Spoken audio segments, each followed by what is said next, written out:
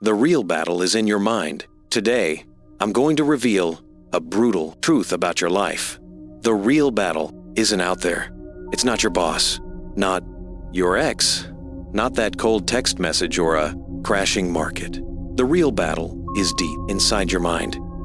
Every single day, we let tiny things shatter our peace. A ringing phone, a stranger's negative comment, a traffic jam. We scroll, we compare, and we react. We willingly surrender our mental power to things we cannot control. Marcus Aurelius wrote, "You have power over your mind, not outside events. Realize this and you will find strength." That line is not merely philosophy. It is a weapon against the chaos of the modern world. Today, we aren't talking about fleeting motivation. We are going to build your mental armor.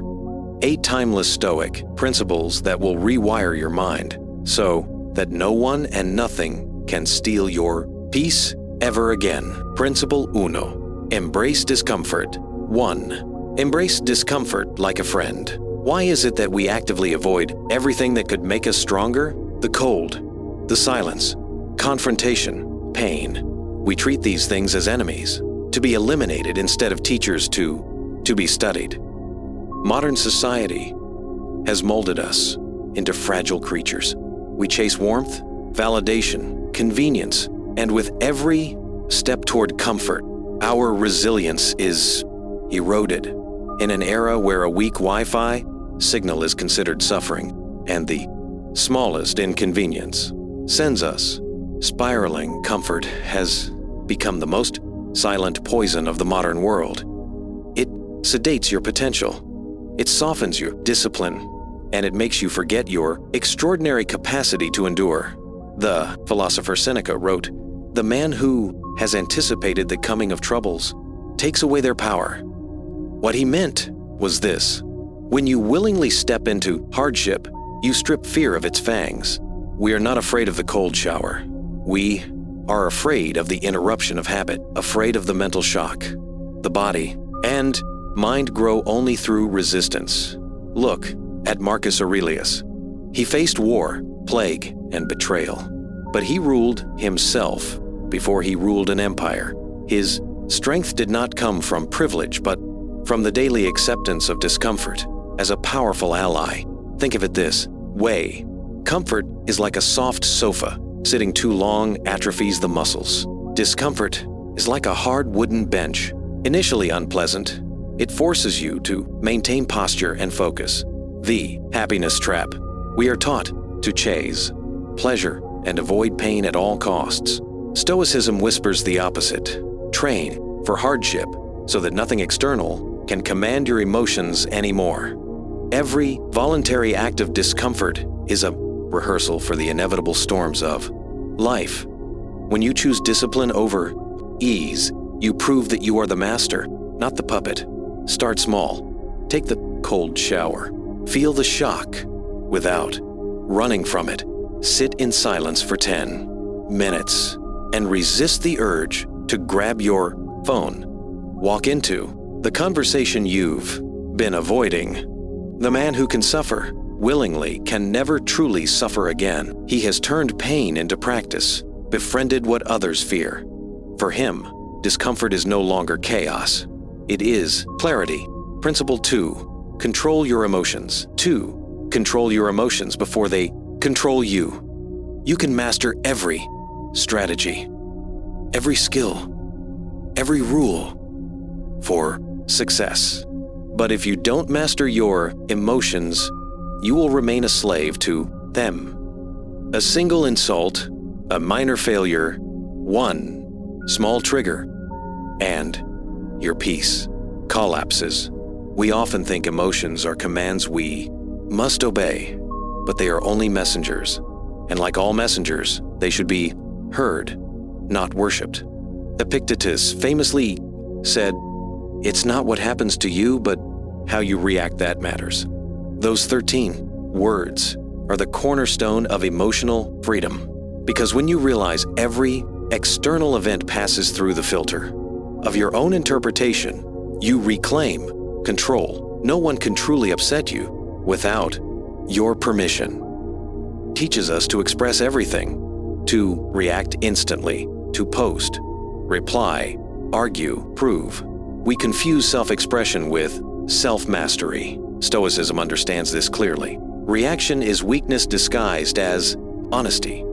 A strong person doesn't suppress emotion. They structure it. They pause, breathe, and choose their response.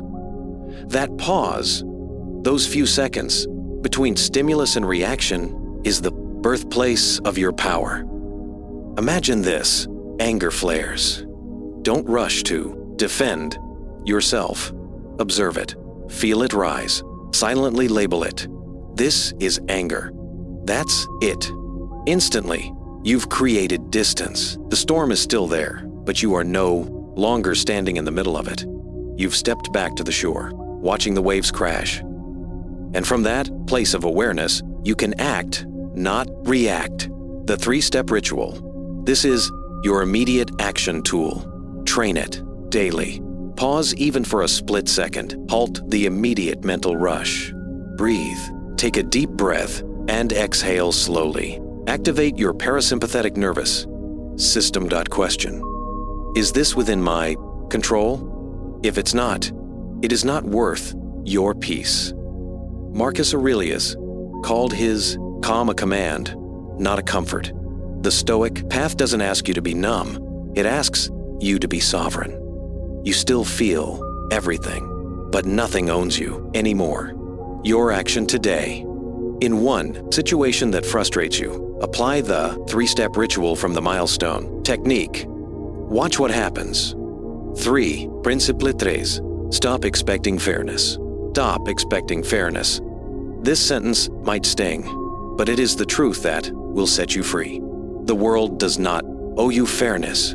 Every time you expect life to play by your rules, I worked.com hard. I deserve this. You hand it the power to break you. You can be honest and still be betrayed. You can be loyal and still be left behind. You can give your best and still lose. That is not injustice. That is reality. Once you stop demanding fairness, you stop suffering twice. Modern culture is obsessed with equality of outcome, not equality of effort. We believe that if we do everything right, life must reward us. Stoicism teaches the opposite. Do the right thing because it is the right thing to do, not because it guarantees a result. Marcus Aurelius ruled amidst plague and betrayal, yet he never cursed his fate. He wrote, "You can commit injustice by doing nothing." His point is simple. The only injustice you can control is the one you commit. What others do is beyond your reach and, therefore, beneath your concern. When you expect fairness, every disappointment feels like a personal attack. When you accept life isn't fair, you become unbreakable. Every rejection becomes a lesson in resilience. Every failure becomes a mirror reflecting your next step. You stop wasting energy asking why, me. Instead, you ask, what now? Life is not a courtroom. It is a battlefield. Fairness is not guaranteed, but discipline is always within reach. Injustice is inevitable. Seneca was exiled by the very emperor he served. Socrates was sentenced to death for speaking truth. If these masters of wisdom couldn't escape unfairness, do you think you will? Stoicism is not about making life fair. It's about making yourself strong enough to face it when it's not.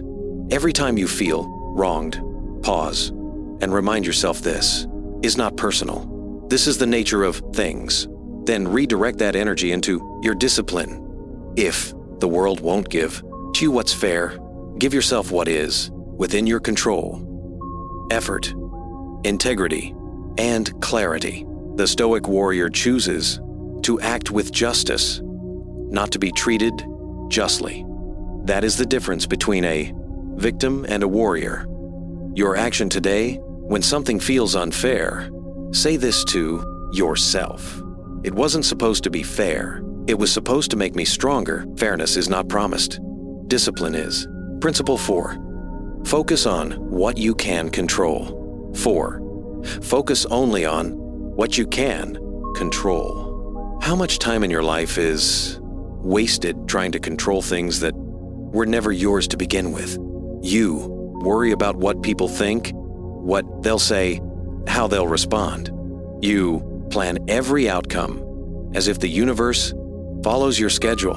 And when things don't go your way, you panic, you spiral, you lose your peace. The truth is most of what keeps you up at night lives completely outside your control. Epictetus, a man born a slave, became one of history's greatest philosophers because he mastered one rule most free. Men never learn. He said, some things are up to us and some are not. That is the entire map of freedom in one sentence. Stoics call it the dichotomy of control. In your hands, everything you think, feel, or do, your effort, your words, your attitude, your character, not in your hands. Everything else, other people, outcomes, the weather, the past, the future. The moment you forget that boundary, you suffer. You can't control what others say, but you can control what you repeat to yourself. You can't control if someone loves you, but you can control if you love with integrity.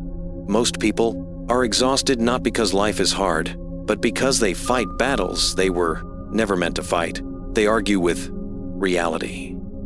The Stoic warrior asks only one simple question. Is this within my control? If the answer is no, he lets it go.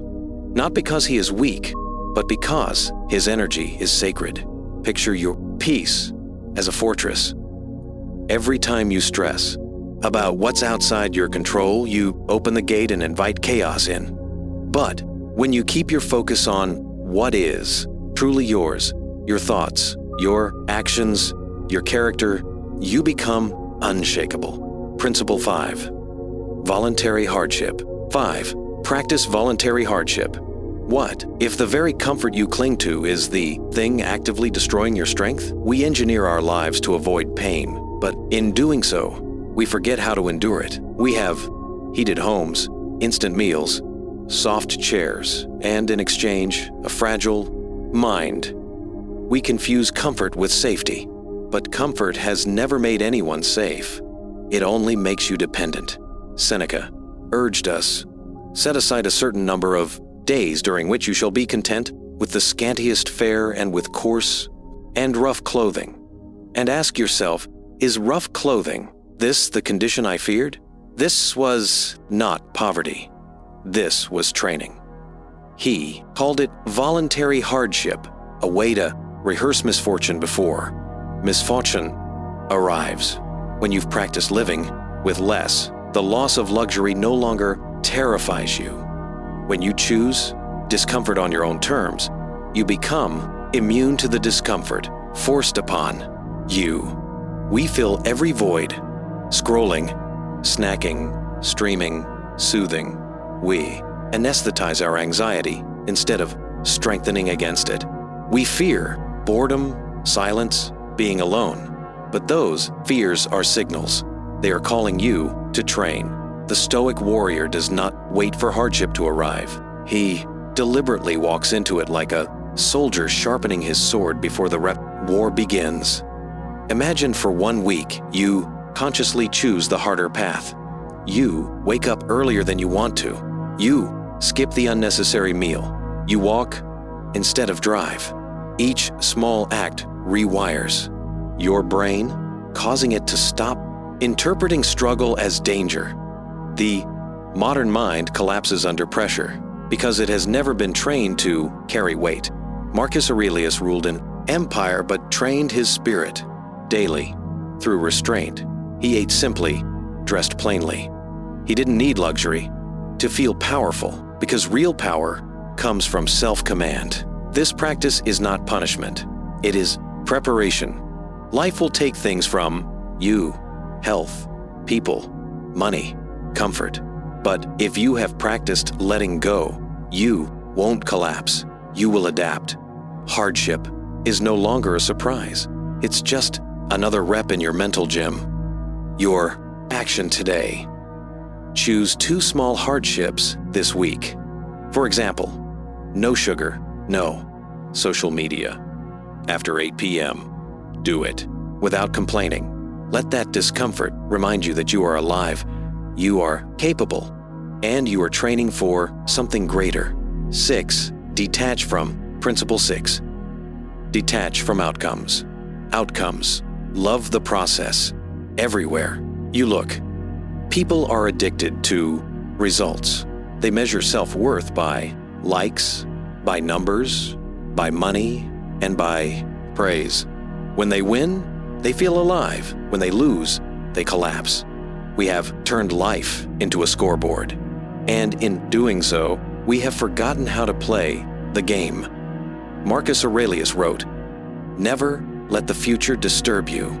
You will meet it if you have to with the same reason you use today." That sentence reveals the cure for modern anxiety. Because every time you obsess about outcomes, you are abandoning the present, the only arena where power truly exists. You do not control the reward. You only control the work. You do not own the harvest. You only own the planting. Stoicism understands success is a byproduct, not a pursuit. Think about how often you poison your own progress by expecting it to look a certain way. You start a project and demand instant results. You confuse effort with entitlement. Seneca said, "A wise man is content with his lot, whatever it may be, without wishing for what he has not." Detachment is not apathy. It is mastery. It means you care deeply about the process, but not about the applause. When you detach, something incredible happens. Your focus sharpens. You stop worrying about how things should go and pour all your energy into doing them well. You shift from performance to presence. That shift alone makes you more effective. You are playing to your highest potential, not to your fear of failure. Stoic practice for you. At the start of every day, write one sentence. Today, I will focus only on what I can do, not what I want to happen.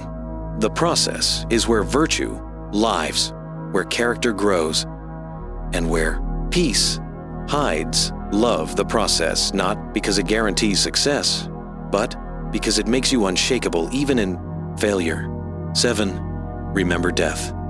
Principle 7. Memento Mori. Live urgently, urgently.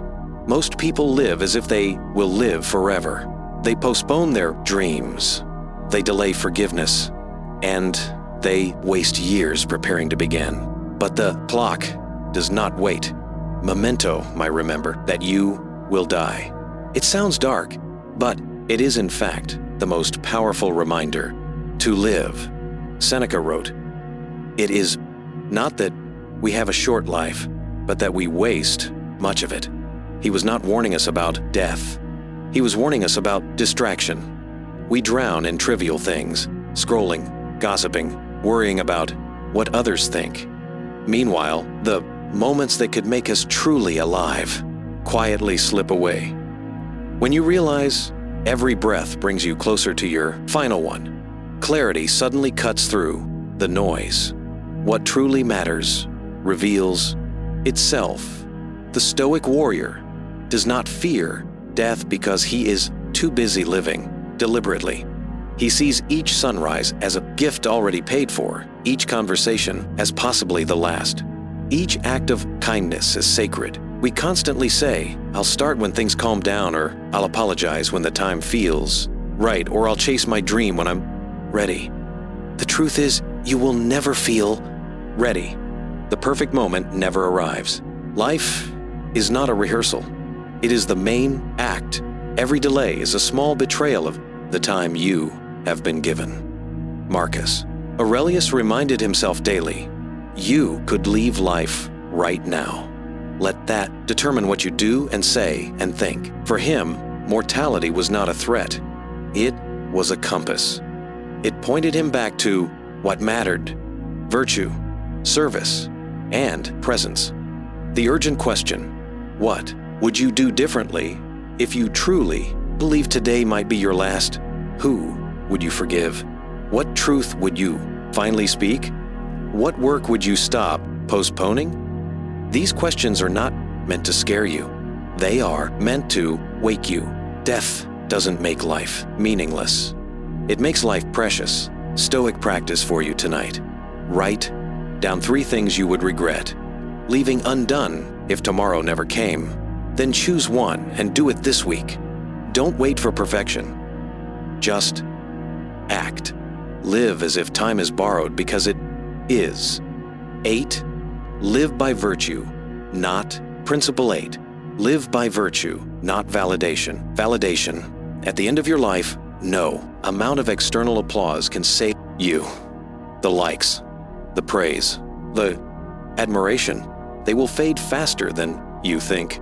What remains is the person you chose to become when no one was watching.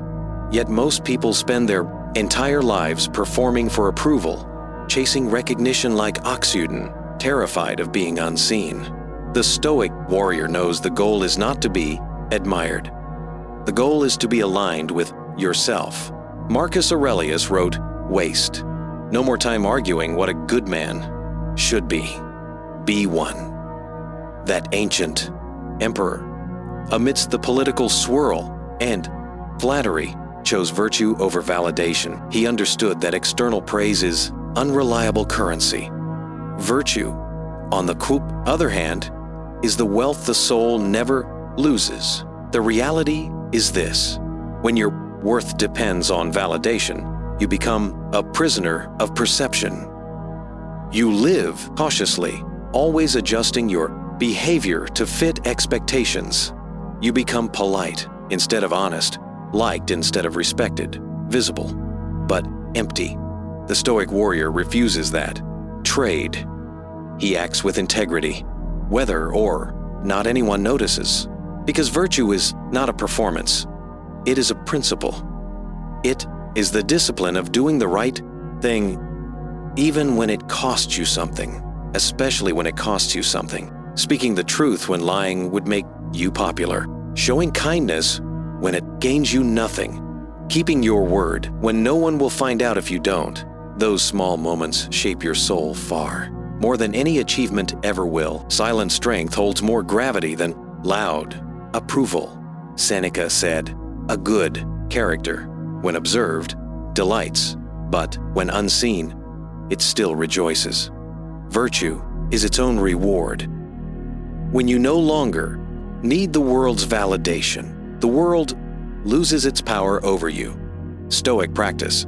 For you, choose one core value: honesty, courage, discipline, and live it quietly. For 24 hours, don't post about it. Don't mention it. Just live it. Observe how it changes the way you walk, speak, and think. You act from virtue, not for applause. Conclusion. You have just journeyed through the 8 timeless Stoic principles.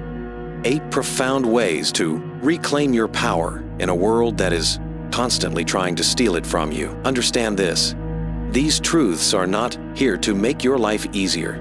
They are here to make you stronger. Discomfort, control, acceptance, focus, discipline, detachment, urgency, virtue. They are the pillars that form your mental armor. A suit of spiritual steel that no chaos, no betrayal, no storm can ever penetrate. Because the goal is not to escape the pain of life, but to endure it with grace, dignity, and purpose. Stoicism does not promise comfort. It promises clarity. And once you see that, nothing external can break the fortress. Within you, you will become that rare thing, a person of profound peace, standing immovable in the eye of the storm. If these principles resonated with your soul, if you felt that shift of power within you, hit the like button, subscribe, and turn on notifications so you never miss another piece of armor for your mind. Finally, comment one simple phrase before you leave. I am training. Let that be your quiet, sovereign oath. Thank you for watching